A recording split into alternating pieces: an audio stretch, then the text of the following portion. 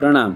परमात्मा की आंगी में प्लास्टिक और तुच्छ द्रव्यों का उपयोग हमें नहीं करना चाहिए और सांता क्लॉज जैसा लौकिक स्तर बन जाए ऐसी परमात्मा की आसत न हो ऐसी भी आंगी हमें नहीं करनी चाहिए।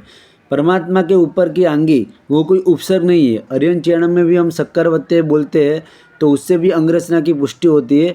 सिपाही महीना के राशि में भी आता है, मदन मंजूषा सुवर्ण पत्र के ऊपर कोरनी करके बीच बीच में रंग बेरंगी रत्न झड़कर परमात्मा की अंगरचना की थी। तो अंगरचना से किसी के अंदर सम्यक दर्शन प्रगटे बुद्धि बीज की प्राप्ति हो ऐसे अंगरचना की जा सकती है, पर परमात्मा की दर्शनीयता नष्ट न हो उस तरह विवेकपूर्ण आंगी बनाई जा सकती है। परमात्मा के जिनालय में अभक्ष्य चीज़ जैसे बिस्कुट है, चॉकलेट है, पिपरमेंट है, वैसी चीज़ें हमें नहीं ले जानी चाहिए और अक्षत नैवेद्य और फल की तीनों तीनों अलग पवाली हो तो ज़्यादा बेहतर है। या फिर ऐसी व्यवस्था रख सकते हैं कि वर्षा ऋतु में भेज वाली चीज़ से अन्य कोई चीज़ ना बिगड़े।